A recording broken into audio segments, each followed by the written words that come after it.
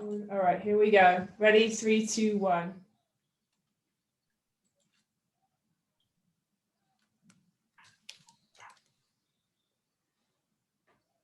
Hello, everyone. Good afternoon and good evening. Thank you so much for joining us. So today is National Mom and Pop Business Owners Day. Did you know that? So fun fact about today, it was started by Rick and Margie Siegel. It was established today's day in honor of their parents and the successful hat shop that they opened in 1939, which grew into a 10,000 square foot $2 million clothing shop. So today is really a special day to appreciate the long hours, hard work and dedication that it takes to run a small business. So thank you to you all. I am so excited for today's program. We're in the run up to Mother's Day and we will be bringing you lots and lots of timely, practical and super relevant information. So if you don't already follow us on Facebook and Instagram, please do. We post all the latest information about upcoming programs there. And we also have our YouTube channel, Teleflora Design Education, where we post videos of our programs. So if you could please subscribe to that, then you'll get notified when we post something. But first of all, I would like to say a few thank yous to a few people who've made today's program possible. So first of all, Teleflora, thank you so much for your commitment to education and your investment in moving the industry forward. Thank you, thank you. I'd also like to thank some amazing people from Flower Buyer, Anna, Dan, and Jorge for sponsoring today's program and for all your hard work to make sure that Tom received these beautiful flowers that you're going to see today. And also, I'd like to thank Dan McManus for your advice, your encouragement, and all you do for the industry. Thank you so much for joining us to share your excellent email marketing advice today. And also, today we have a very special guest, Mr. Michael Martin, who is Teleflora's Senior Vice President of Sales and Membership Services and my boss.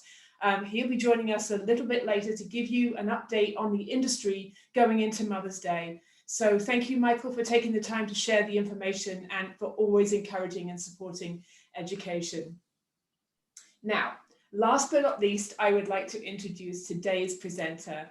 So among his many accolades are, I'm going to list them off now. So Rose Paid Float Advisor and Judge, Assistant Floral Director for the Academy Awards for 15 years, President Inauguration Designer, and he's the Chief Educator for Teleflora's Design Academy. As a school teacher, he's passionate about education and allowing students to grow their talents. He's been an incredible mentor, friend, and teacher of mine throughout the years at Teleflora too. So please join me in welcoming Tom Bowling, AIFD, PFCI. Thank you, Lottie. That was very kind. I appreciate that. What an introduction. Wow. Yeah, to think that we're like almost a month away from getting Mother's Day in order. And that is amazing. Where did the year go? I mean, we lived behind these masks, it seems like, for some time now. And all of a sudden, you know, things are starting to change. And it's so important that we recognize these changes, not only how they impact us as people personally, but also how they impact us business-wise. And you think last year, a year ago, we weren't even sure we could even open our doors to have Mother's Day. And now things have changed, we've evolved, and we're moving forward in a very positive way, which is so exciting. That's so cool. And with that said, we have to be ready for Mother's Day. We have to be ready for every time that phone rings, that order comes in on the dove, whatever, however it comes in, we need to be ready for it. And, you know, for years, this is my 42nd year in the industry. And all of a sudden now we have been saying for so long, we want people to appreciate flowers. We want like more business, et cetera, et cetera. It is here. It is in our laps. It is here for us to embrace. And that is going to be somewhat of a challenge for Mother's Day if we're not prepared. So I'm going to share some things with you tonight, some quick and easy ideas that pretty much you can replicate, duplicate, modify to make them work for you. And that's what's important. So I wanted to start off and share with you one of the coolest things that we're seeing right now, and it is from Flower Buyer. And it is these fantastic bouquets that we have been asking for a number of years, these cash and carry, ready to go bouquets that give us that competitive edge in our market. And obviously, some places have a stronger bouquet availability than others. And now we can all be on that level playing field. So I just wanted to share with you this one bouquet in particular, just so you kind of get an idea about what we're looking at, about the 5 roses, the 3 spray roses that are in here, the 4 chrysanthemums, the baby's breath. And believe it or not, every bit of that cost me $7. $7. And now I can take that bouquet and do a number of different things with that. So I wanted to share what it looks like when we get it in, and we can take it from there, pass it on, or we can upgrade it a little bit. And that's what I think separates us from our competition, and obviously more from the mass markets that are available. You know, I like to do a little personalization here. I'm actually going to, now that we've welcomed you to Mother's Day, we're going to go ahead and set that aside. You know, the little personalization here, for those of you that have gift items, this is a great time to incorporate those. And what I did was just to take a real attractive floral dish towel and put that around with a little bit of cellophane in here, tie it up with a beautiful ribbon. And now, again, what that does, it allows me to give it just a little bit more of a personal look. And, you know, again, we're being able to have customers in, or we can post these gift items on our website. And Dan's going to talk a little bit about marketing as well. We can take, you know, something like the craft paper, which is wonderful to use, upgrade it just a little bit with some stickers that you can buy, you know, at your local craft store, give it more of a little bit of a personal look. You know, if you're really anxious and want to do something, you could even do some stamping on craft paper, but it's a great go-to item for wrapping bouquet work as well. So that'll give you a couple ideas. When we're looking at using any kind of wrap, we want to make sure that we, you know, use those beautiful ribbons. And I love the fact that we can do that at this time of the year. You know, bits and pieces combine components that marry well together. And as you see here, the Berwick Ofray ribbon, a couple different textures, and then put a little bit of the bead wire on there from Smithers Oasis. You know, a good go-to. I love. Can't go wrong with raffia. I mean, it is what it is. It's ready to go. But you'll also notice that if you're going to do this, we want to have these items prepared ahead of time, ready to go, ready to tie up, so you're not fumbling and taking all that extra time. So in the what I call downtime, if there is such a thing anymore in the floral industry, now's the time to prep those ribbons, to get those raffias tied up and ready to roll as well. One more here. Again, when you're using ribbon, be generous with it. You don't want those little teeny tiny shoestring bows. You want to make something pretty, do combinations that people cannot get at other locations. And it kind of gives you a little bit more of a signature look. So I'm going to set these over to the side here for just a minute, and then also show what we can do with that same bouquet, using it as a hand-tied bouquet. Now you'll notice in this particular bouquet, I went ahead and added a few more florals in there. I combined it with some alstroemeria. So I have my base cost. I know what I'm doing as far as my costing is concerned. Now I just need to upgrade just a little bit and drop that into one of the beautiful mosaic containers from Teleflora. Here you'll notice that we've changed a little bit. And this is actually the bouquet as it came from the flower buyer. Added a little bit of cellophane, just some tucks in there, just little pieces of cellophane, just to kind of give it a little bit more of a sparkle and pizzazz. And it really gives us a nice filler as far as bringing it up and bringing it out. Again, upgrade my container, just a little enhancement on here, tied on some extra Berwick Ofray. This has like an eyelash kind of a feel to it. but I love the color gradation that we see in here. Quick drop in, real easy to market as well. So along with this, now we want to see some little bit more of design work. And I want to share some ideas with you for some design. And we're going to actually use some plant material, as you'll see here.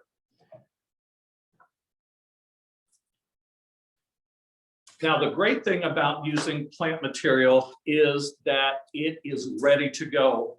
And it's important, we just had a webinar with Dan McManus from Team Floral talking about the fact that you always have to have something ready to go.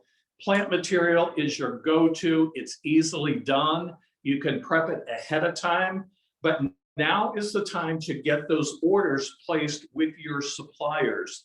Because as we know, as we get closer to the holiday, that availability of inventory starts to decrease. We're going to talk about that a little bit more.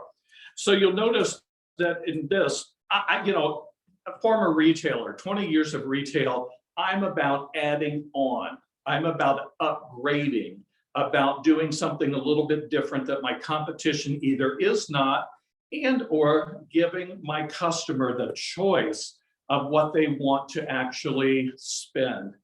And if they only, you know, if they only know that we're charging, you know, a $49.99 price point, that's what they're going to spend.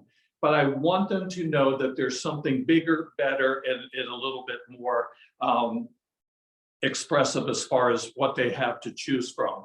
So let's start off with the smaller basket here. Again, interesting look, 3 plants in there, a tuck of ribbon. And you'll notice that, you know, especially now, we don't have necessarily a big bow. We don't want that big bow. I've just made a couple loops, attached that to a wood pick, and inserted it into the plant material itself. It's a hint of color, it's a hint of textural change, but I don't have to worry about that my holiday help may not be able to make bows. So also, along with that, then we're moving up and you're going to see the next piece of an option as far as the plants are concerned. And you'll notice that I actually have a bird's nest in there. Just happened to find one, it was in our tree, so I used it. But obviously we can use a commercially available nest as well. But I thought it was kind of fun. You'll notice the ribbon treatment in this particular presentation is not down in the actual collection as you see here, but it's tied onto the handle. Tie, tie, tie, let it go. A bird put on there, one of the sponge mushroom birds, and then just a little piece of ribbon to connect the two together. Kind of a fun look. That's what we call whimsy. And as Lottie was saying, when, you know, in my float decorating days, that whimsical look is what captures the judge's eye. It's what captures the viewer's eye. It's what captures your customer's attention as well. And then our last one, our last plant option here, you'll notice beautiful violet basket. And we can get those pretty much everywhere. But I wanted to separate my violet basket from maybe the customer, from the competition down the street. So what I've done is to actually incorporate a vase of fresh flowers into the basket itself. Now I would secure this, and I purposely did not, so I could take it out, but I would purposely, you know, put that in here and secure that in place, so to allow my customer to have the best of both. Now they have plant material, and you'll notice these little add-ons. And I found these at our local wholesale house, which is so cool. It's just that little interest tie, you know, it's what you have available to you that, you know, not everyone is going to have available. So give it, you know, give it an idea. I have one last one I want to share with you. Tom, we have one quick question for you. Absolutely. On the last arrangement. I know you've got a million things for us, which is so exciting, but we have a quick question about how you secure the vase in the previous arrangement that you just did. I would normally, it has a choke to it. That's where the shoulder of the vase comes together. It's called the choke. I would actually take a piece of ribbon and tie it to the handle in addition to putting a piece of U-glue onto the bottom and setting it firmly onto the basket itself. Again, going back to those float mechanics, you have to be able to get it from your bench, move it, delivery, etc., and your customer to enjoy it as well. So it's really important that we have very strong mechanics itself. Awesome. Great question, thank you. Thanks, Tom. All right, this is really cool. All right, so what I've done here is to take a wreath ring that we're all very familiar with. This is a syndicate sales wreath ring, so it has a tray to it. And what I did was to soak that, and on the outside edge, you'll notice that there is some bark wire. And that bark wire is just put onto my hand. I just take this bark wire and kind of, almost like you're finger crocheting with it. And it has great rigidity to it, so it's going to stay in place. So I put a collar all the way around the base of this composition here. And I want to tilt it up so you can see and enjoy all the different looks. This is kind of one of those fun centerpieces. But in the middle, what I have done is to take a pillow, one of the syndicate sales pillows that come in two pieces, put moss in between those two, and then snap that together. And now what I'll do is to soak that moss, take my plant material, and in here I've used succulents, place those succulents right down into that wet moss itself.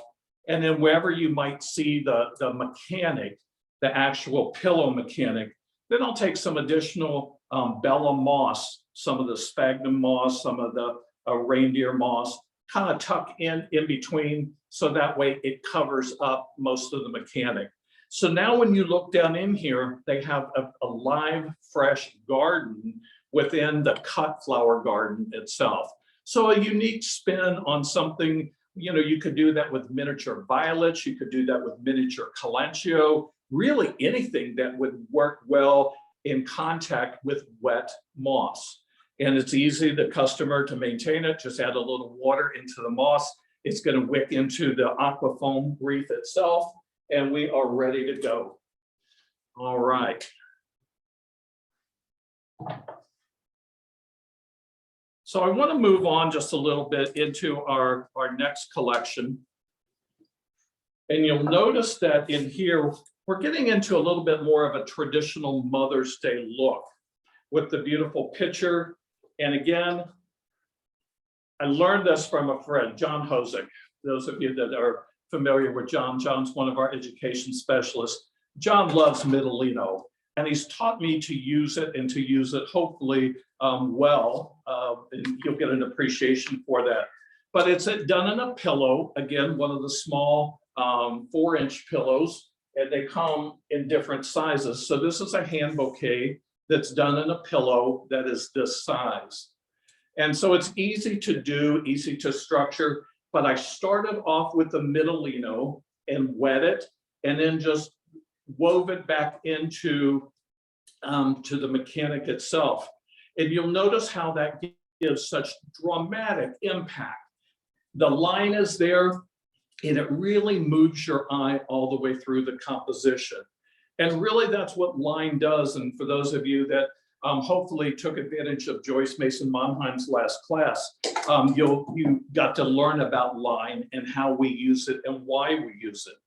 So I wanted to do another concept of line, but you'll notice in this one, hand-tied bouquet as well, but I took the angel vine and I made a collar.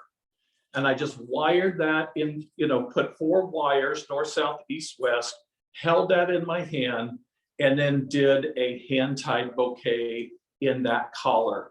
So you can see the texture adds so much interest to it. And yes, again, the Middlino is woven in not only for a decorative purpose, but also for a functional purpose as well, in the fact that it gives the angel vine a little bit more strength. So I'm going to place that right here into the bouquet, into the vase. And then our last one that I wanted to share with you at this point was that beautiful butterfly look for Mother's Day. And you will notice that, instead of keeping it very low to the ground, what I've done is to give really strong impact of line using my branch material. This could be curly willow, could be birch branches. I've used red dogwood, but it gives you that impact, that height. And this is not going to be for your Mother's Day table, I understand, but it really has a great purpose as well. And you'll notice that, again, using my ribbon treatment in here, tied into place, and that ribbon cascades, pulls your eye in and through the composition. And the fact that, we're going to add another ribbon just to bring in that coloration of the butterflies as well. So when we use line material, it is important that we use it in a purpose. Use line with a purpose. Line directs your eye from one location in the composition to another. And so that's exactly what we're doing here. And then, of course, I wanted to add on and tie and marry the container to the actual the components that are in here. And that's why you see that we have some of the butterflies just, judiciously placed in and around, dropping your eye one location to the other. And you'll notice again how important the container becomes. We're telling the story. We're making it say this is all coming together as one. All right, I have one more look, and then we're going to shift just a little bit and let somebody else do a little talking.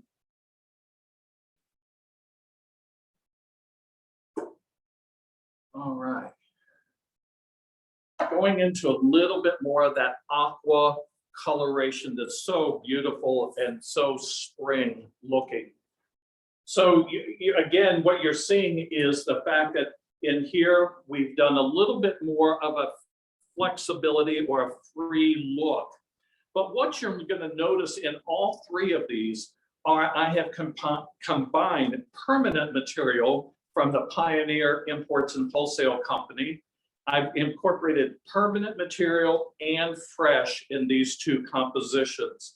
So yes, there has that collection, and you can comfortably do that. I'm not trying to, tell my customer, deceive them purposely, but I would tell them exactly what it is. And this took me probably maybe 10 minutes at the most. It too is the mechanic is done on a pillow, and I edge the pillow with some of the moss. So when it drops down into the beautiful aqua container, you don't see that pillow or the mechanic in any way. This is all permanent material. And if I were going to actually sell this, I would put some U-glue tabs around the outside edge and then place my floral composition right onto that. The other thing that you can do, as far as the mechanic is concerned, is to put some tape, like some duct tape, down into the bottom here, and then pan glue a piece of styrofoam or dry foam into the bottom. And that way, then when you impale your composition on there, it stays in place. So, when we look at that and somebody goes, oh yeah, that's perfect, but can we get that in another color container? That's why I tend not to do that, anchor that in until it's ready to go out. All right. Comments or questions? We have lots, Tom. Everybody wants to see close-ups of your work. Yeah, I know it's kind of a little bit on the difficult side to see, some of the nuances that we're, showcasing, and we will be taking pictures, and Lottie will have those available. Wow.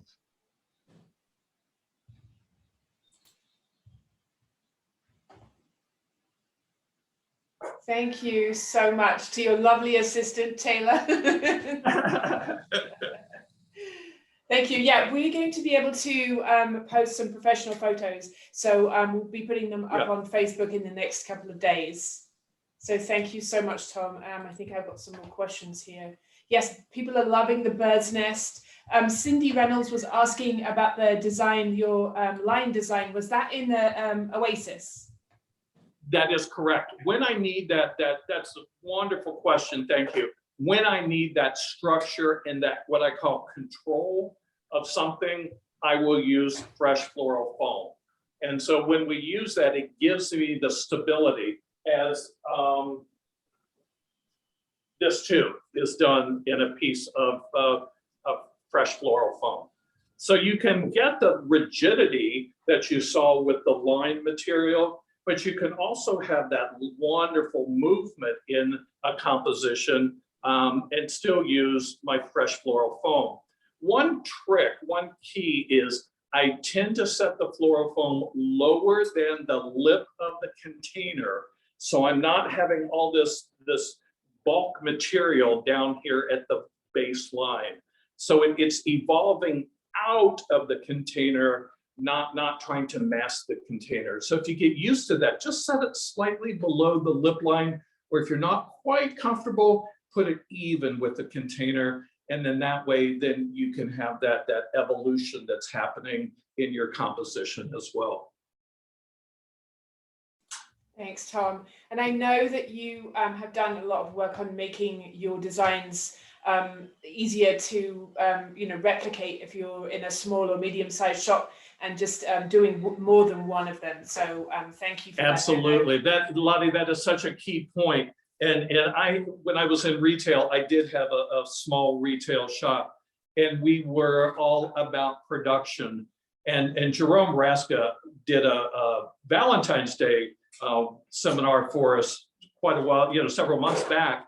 And that was what he was talking about. Everything needs to be producible in mass. And it's so important because then you're buying correctly. Everything is divisible by 2s or 5s or half bunch or quarter bunch or whatever. So you're not having any additional waste, and it's efficient that you only think one time, you price it correctly one time, and then you duplicate it, and you can change color so not everything looks robotic. However, it still gives you, financially the ability to make sure that you're going to make a profit. So true, Tom. Thanks. And I know we've had several comments from people who are finding it tricky to have full labor for this holiday still. Absolutely. So that we really appreciate the time saving. Thank you. Okay. So that's it for questions. That sounds good. You want to shift over to Dan with McManus? Yes, let's do that. Thank you. Okay. Hi, Dan. Lottie, thank you for having me today. It's great to be here. Thanks, Hey, Dan. everyone. I know you're going to share your screen with us so we can take some notes over here. I am. I just love watching Tom bowling. I could just watch him for hours. It's so great to see him. So thank you for sharing, Tom. It's just it's really, really fantastic. And your work is so beautiful. Thank you for that. I want to talk to you guys a little bit about selling this stuff. Obviously, it's important to be able to make it, and that's the fun part, but it's also important to be able to sell it. And let me just start off with, how many people here love spam? Yeah, that's the problem.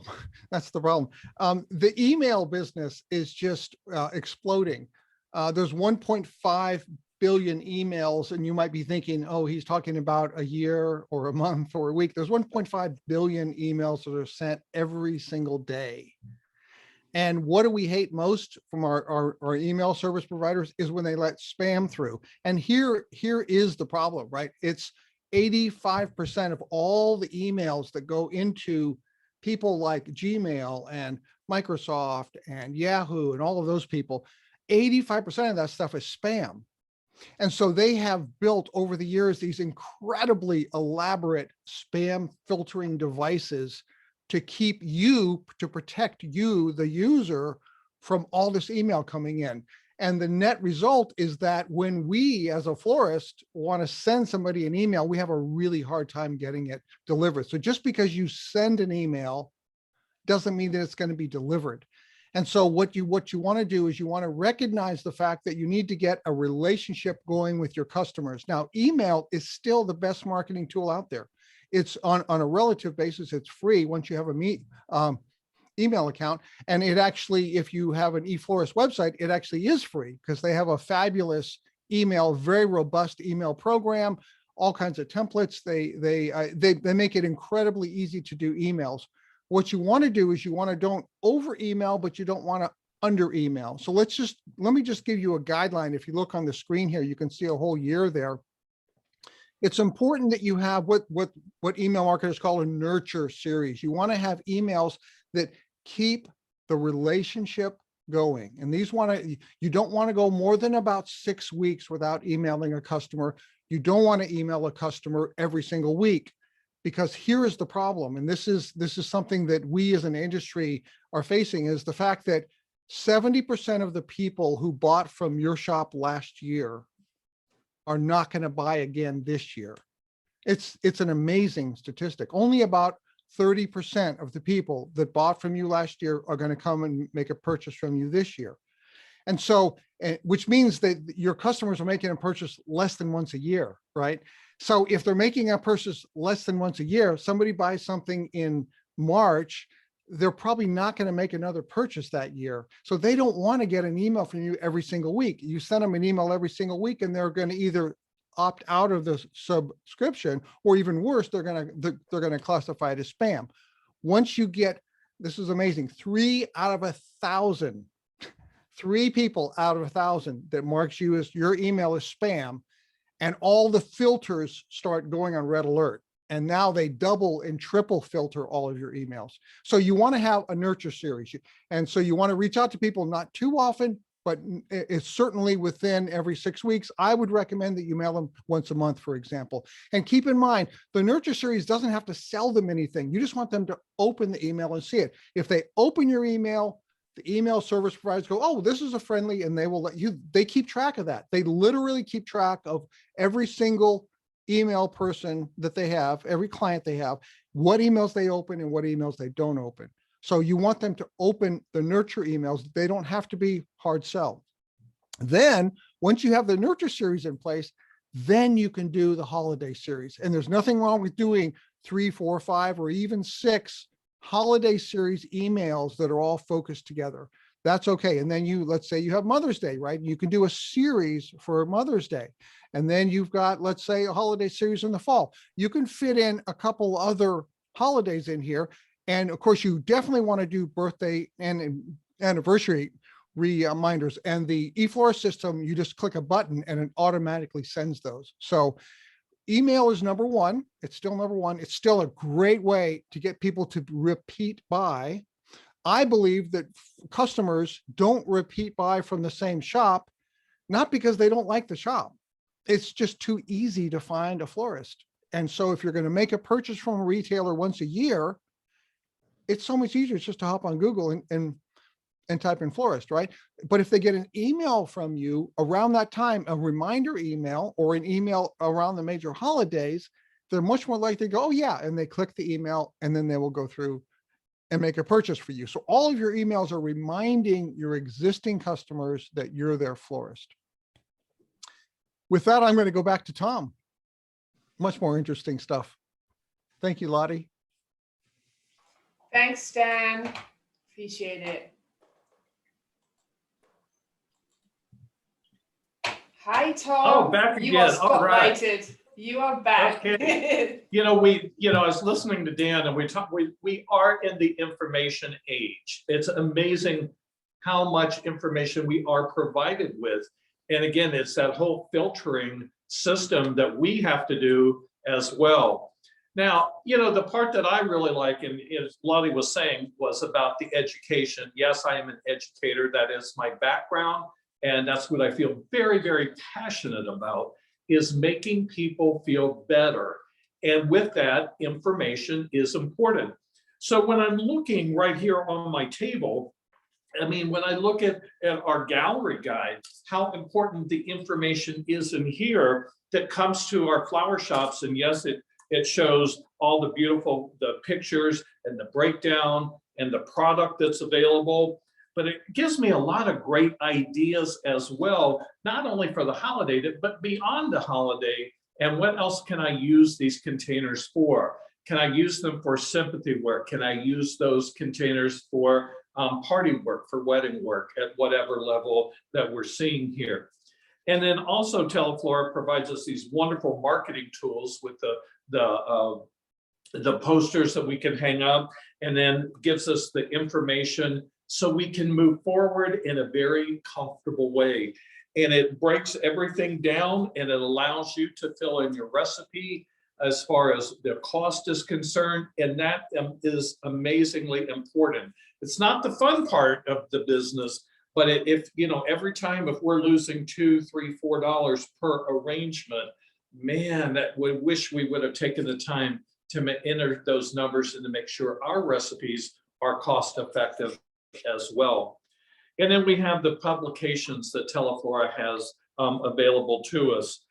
Flowers and Profits, great articles in here, information that talks about the business side of what we're doing, and the floral finance and retail florist. All of those together make us a whole educated person. And then, of course, for me, the cherry on the top of the sundae is using my AIFD. It's called the Terms, Techniques, and Traditions. And as you can see, it's very well loved. I use this quite a bit, especially when I'm researching programs or thinking about, you know, learning about the different techniques that I want to use. This is my go-to Bible on this. So if you're not familiar with this or you don't have one in your shop, go to AIFD.org and you can check it out. It's worth every penny that you would spend on it. And it's one of those that you're going to use time and time again. So these are my good research materials. And that's what allows me to do some of these fun projects as you see here. Now you'll notice what I have done in this little collection, and I'm trying to give you ideas, you know, hit you bursts of ideas, show you some modifications.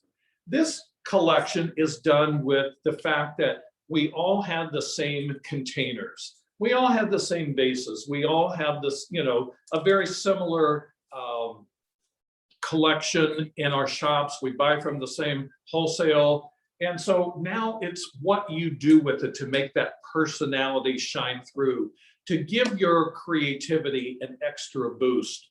Well, from the very simple of taking a standard base, and what I did was to take 2 bandanas that I bought at one of the craft stores.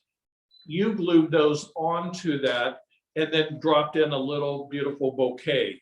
So you can change the color and you can add ribbons if you wanted to. But again, just taking the base and you gluing a couple bandanas in place totally changes the look altogether. And then this is from, again, John Hosick did a class several years ago, and he took a bubble bowl and put glue, Elmer's glue, on the bubble bowl, and then laid tissue paper onto that glue. And then when it dried and hardened, it became an absolute totally different look to it. And now I don't have to worry about the bleed. I don't have to worry about, you know, the fact that it's a glass base. It now becomes a signature look as well. Thank you, John. And believe it or not, I probably have held on to that for, what, 3 or 4 years now. But it was just like perfect to bring out for Mother's Day and to accessorize with the pinks and the oranges and the lime greens to give it that springtime punch. And I just love the idea. I've used it since then. And here we go one more time. This is one of my favorites. It's one of the Olivia vases from the Syndicate Sales Company. And you'll notice at the top, what I've done is to band that with some yarn and some beading. It just, you know, it doesn't take a lot of time. It's not something I would do when I had the order. I would do these in advance. And again, it's a signature look. And so not everything has to be duplicated in 24s or 48s. Sometimes we might want to do 12 and done. So this is one of those looks. You'll notice that I put in a permanent branch, and that branch has been highlighted with the Design Master color tool. And Design Master is probably one of our go-tos in most shops.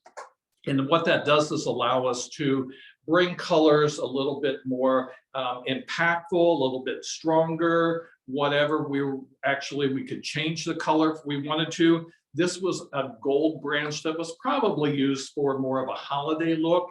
And then I shot it with the olive bright. And now you get that little bit more of a limey green kind of a feel. So grouping mass products together, carnations together, Gerbera daisies together. And I want to tilt that up so you can see it a little bit. And then to me, one of the most important pieces is the veiling that's created with the Plumosa, where we went and edited all the bracts so it's not so big and bushy, but it creates that veil and gives it the impact that we really want to create there. So we're going to put that one a little closer. You can see that one.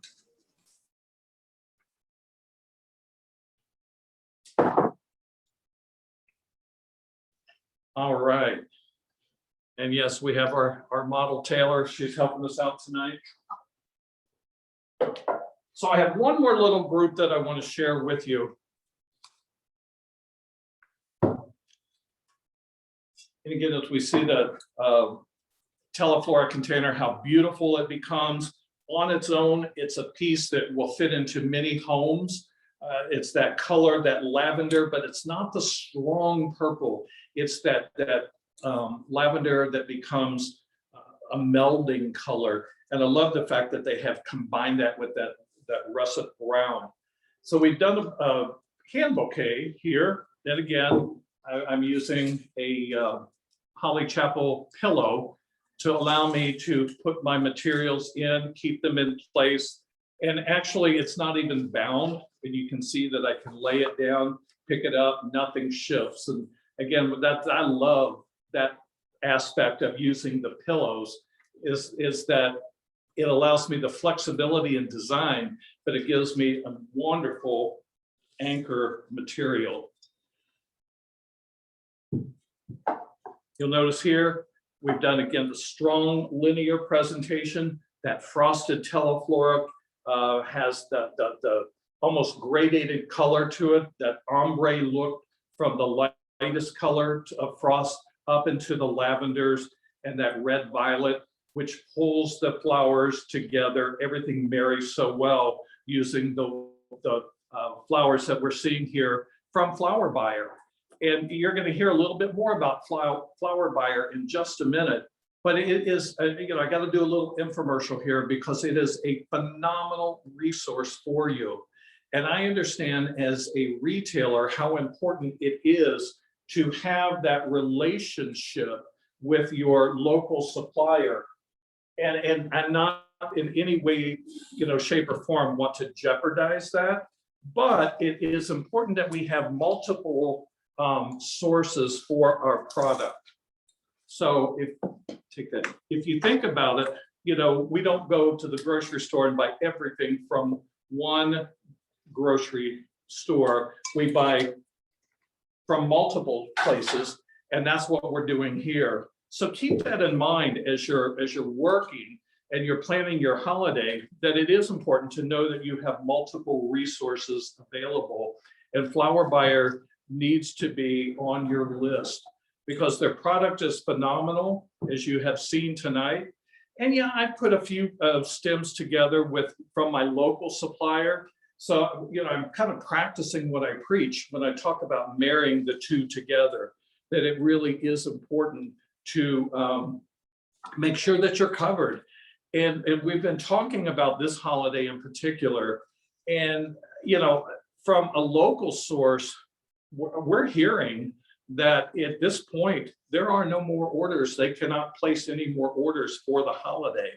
So it's really going to be a tight product holiday if you're not really careful. So again, make sure that you're, keeping that in mind as you're planning and moving forward. Talk to your suppliers, talk to your wholesalers, and make sure that yes, they can and will be able to cover you as far as your product needs are concerned. So here you're going to see me actually construct one of the holly chapel using the egg. And the egg is it's an elongated mechanic using once again, that same concept that I shared with you earlier with the middle lino. This middle lino has been wrapped with a little bit of bouillon just to give it a little bit more color impact. So I'm taking my foliages, arranging these in my hand.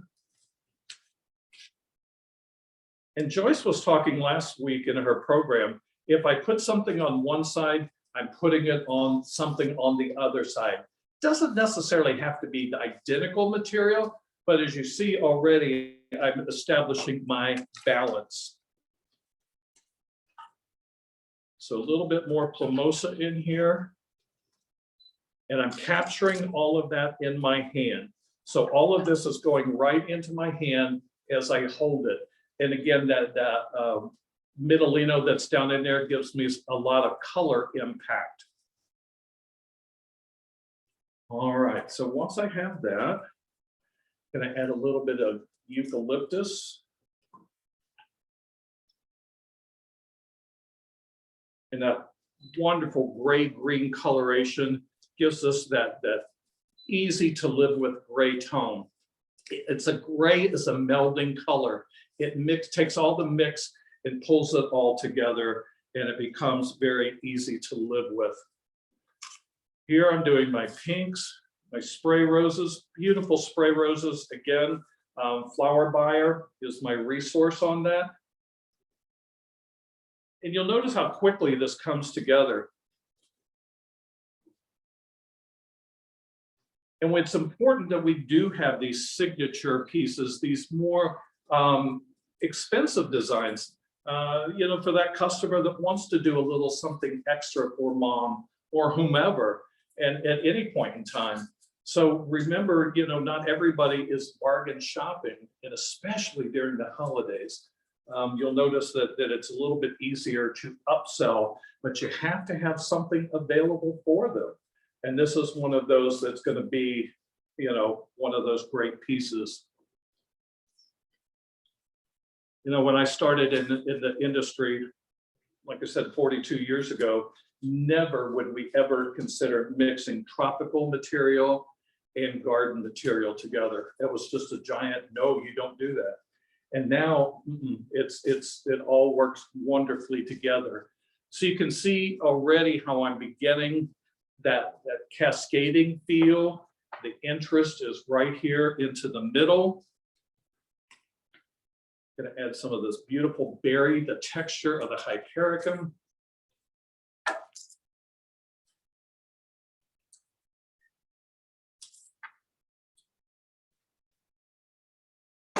Doing a bisecting line in here, cutting through, taking an eye from one location in the composition to another. Let that spill over. All right, so you'll probably have noticed, if you've ever seen me design, especially in person, you'll notice that I take one material and I tend to work that one material all the way through the composition versus bouncing back and forth, trying to use some of this, some of that. What I find is it's just so much easier to use one, and you can see the color impact that you're doing, the color harmony, the strength in the color.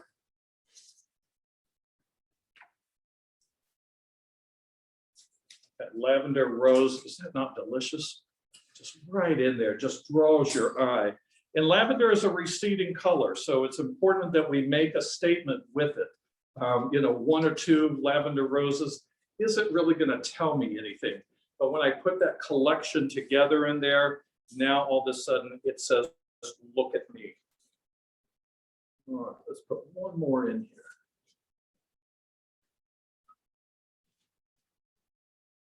And Lonnie, if you have questions while I'm assembling, feel free to share Thanks, those. Tom. I think we're all just mesmerized.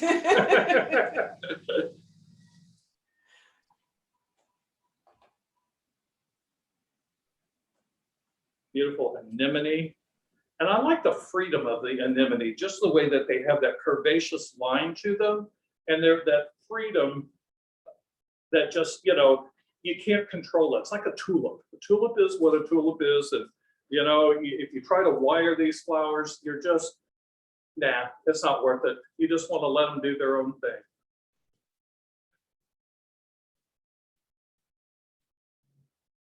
Again, the beautiful pink roses from Flower Buyer.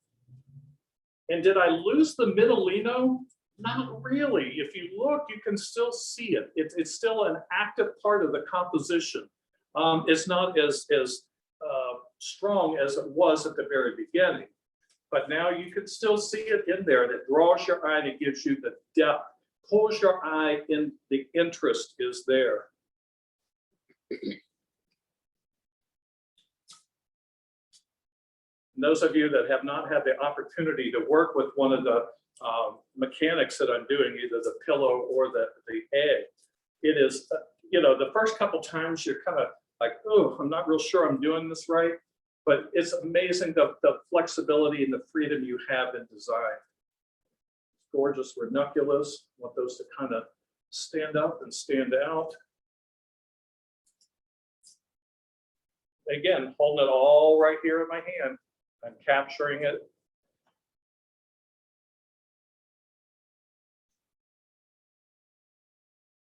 And every time I do a program, people go, Tom, do you wire flowers? The only reason that I ever wire a flower is to gain control. And if I don't need to gain control, no, I do not wire the flower. I like the flexibility that they have on their own. And one of the great things about using one of the pillows is that I can change, if I need to alter an insertion, I can make a difference. I can change and put that back somewhere else, and it doesn't cause a problem. It doesn't make, when you're using fluorofoam, obviously it's a totally different story. Let's add one more Gerbera.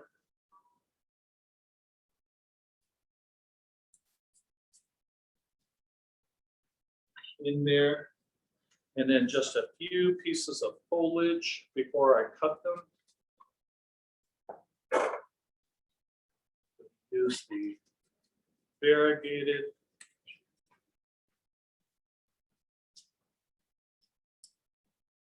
aspidistra foliage.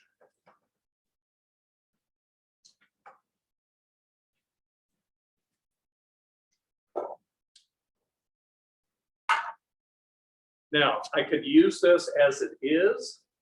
I could tie it with a wonderful material. Thank you. A little bit of lily grass. Now, Tom, I know you said this was going into your higher end collection. Correct. But, we've got some questions about pricing. Okay, so, good. Do you mind? I love, you know what, that is my favorite question, because it means that you're thinking forward and being cost conscious. Now, I will be real upfront. I did not price this out at the beginning. However, if I'm making these in my flower shop, every component is priced before I start the assemblage. Because I mean, it changes as you put it together, and if you don't have it written down, there's no way you can keep track of it. Tom, we have a great question from Candy. She says that she struggles to cover the bottom of the egg. Do you Yes. have any tips? Okay, the question, great question. I have a concern about covering the mechanic. Well, when I did that earlier presentation, what I did was to actually take a little bit of Spanish moss and attach it to the mechanic itself. That's one way to do so. When I'm doing bridal work, what I'll do is back it with lemon leaf or salal. So it pushes up against the mechanic itself, and that will disguise it as well. You can take and insert a piece or two of spring rye at the very beginning and weave that around your mechanic. That will help hold and cover it up. So there's a number of different ways that you can actually do so, but it is important, and I recognize that yes, you definitely want to cover up your mechanic as you know, when you're looking at it. Thanks, question. Tom. Yeah, thank you. That's beautiful. Thanks. Really stunning. Thank you. It says mother. Maybe your, yes, it does. Thank you. And maybe your glamorous assistant could bring it a little closer to the camera so that we can all see. So maybe you could give us, would you mind giving us maybe a price range? If you're not willing to commit to the actual dollar. Yeah, no, that's absolutely fair at this point. Minus the container in floral material, you're probably in the 150-ish price range. Again, depending on your buying and your pricing, because obviously that's, you know, everybody is different, and we have to remember that as, you know, we move from shop to shop or region of the country, that we may be all paying different price points for our materials. So that's why I said it's important to price it out at the beginning, and then any modifications are minimal that you can either add or subtract at that point, and it becomes easier to keep accurate pricing on it. Thanks, Tom. That's it for questions, but thank you so much. That's beautiful, really stunning. Well, it has been an absolute pleasure to share some ideas with you. And obviously, you know, I want to make sure that we thank Teleflora and Flower Buyer for what they have contributed, Dan from Team Floral as well. And then you've heard me, you know, talk about some of the different vendors that we use. And it's, again, important that we know what they offer as well. So I do want to hear a little bit more about Flower Buyers. So we have Michael Martin to share with us.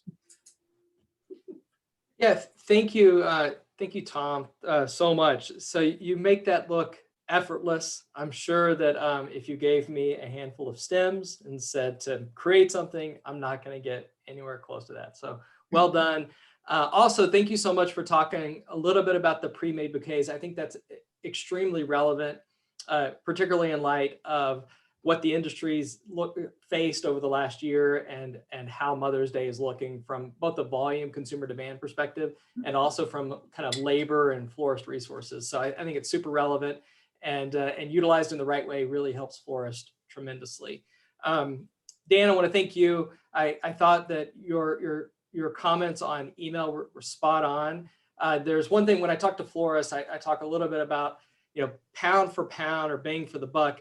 Collecting an email address is the best thing you could possibly do for your shop. Over time, you know, it may sound like 1 or 2 or 3 or 4 email addresses, but consistently keeping track of your email addresses and building on your email address database is the biggest thing that you could possibly do for future success and future business. So thank you for that. Lottie, congratulations and thank you. I mean, it's pretty amazing what you've been able to accomplish over the last year with these virtual programs. I love them so much. And to think that we've reached over 2,000 florists already this year in attendance, and then we've reached another 2,500 through the YouTube channels, pretty remarkable. And I have one more shout out that I wanted to give, and I noticed he's on this call, but Rich Salvaggio, I just want to thank you so much for everything that you've given to Teleflora, the industry, and to me over the years. And I know we would not be where we are today with virtual programs, live programs, the units, without everything that you did to create the foundation for what we've been able to build upon. So Rich, thank you so much. I just wanted to talk briefly, ask any questions that you'd like. I mean, I know we're kind of short on time, but this will be my 20th or 21st Mother's Day. And in the industry, and every single Mother's Day creates its own set of challenges. And so this year will be no different. There's a a flower shortage, a flower cost challenge kind of headed our way as we approach Mother's Day.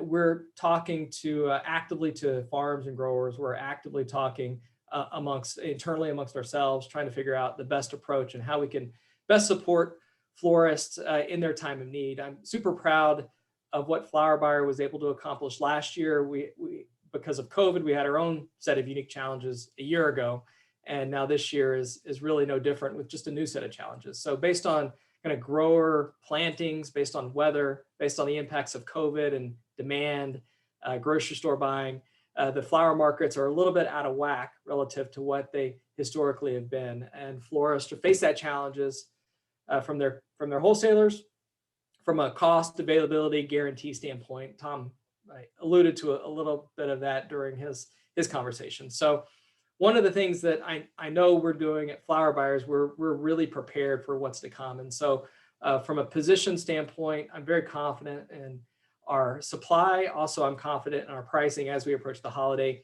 I think there's always a little bit of fear and uncertainty as we approach any holiday, and it always tends to be a little bit better than the worst case scenario that's presented to all of us, 30 or 40 days before the holiday gets here. So I'm hopeful that it's going to be better than what it sounds now, but we're also preparing, and we're going to be ready for the florist during their time of need. From a pricing standpoint, we do understand that not everyone is going to buy from Flower Buyer all the time, and it's going to be harder, and there's going to be a little bit of pressure on florist profitability. So we're going to work with our SRP pricing as the holiday approaches. We're going to account for rose price increases, and we're going to account for supply and availability shortage the best we can, and go from there. So that's our approach. We're very aware of it. We're watching it closely, and I wanted you to hear from me that we're going to do everything in our power to continue to be better for florists and to be better for consumers through the holiday. So that's a little bit of a flower update. Consumer demand is strong, and so you've all experienced it over the last year, but really, last May, things took off, and they've stayed really, really steady for the better part of the last year, and we really don't see any end in sight. So if there's any, advice I could give to any florist out there, I know you're doing more with less, but the demand is there. Consumers are buying flowers. People need a hug, and they can't get together directly. And so the best thing that they could possibly do when you can't get together with your loved ones is send them flowers to say that you matter, to say that I love you, and to just to make your presence be with them when you can't be. So I'm kind of honored to be part of an industry that can continue to connect and engage emotionally with consumers the way we do. So that's a little bit of an update. Things feel really good from our perspective. It's going to be a tough road over the next 4 or 5 or 6 weeks, but it always is. And we always see our way through it in the end. So with that, I'll turn it back over to Lottie or answer any questions that anyone might have.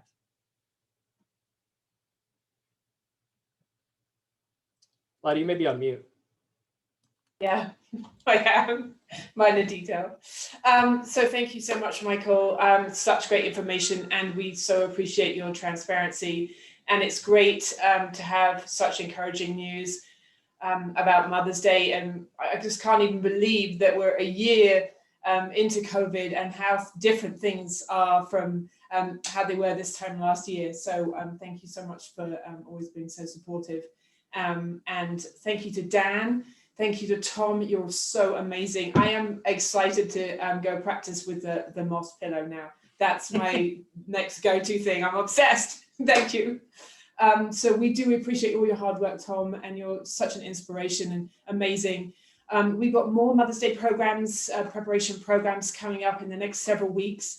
And before we go, I am going to put some contact information up on the screen for those of you who hopefully you can see this. For those of you who want to reach out to Flower Buyer or Dan or myself, feel free to just write down the little notes of our email addresses, and we'd love to hear from you. We've got some exciting programs, as I said, coming up next week. We are going to be joined by a very special guest, Holly Chappell, and on the 7th of April. So please do mark it in your calendars. We'll be sending out the information over the next day or so, and we would love to see you then. But having said that, thank you so much to everybody. Put your questions in the Q&A function, and we'll get back to you after the class. But we love you all. Thank you so much, and we will see you very soon. Bye, everyone. Thank you.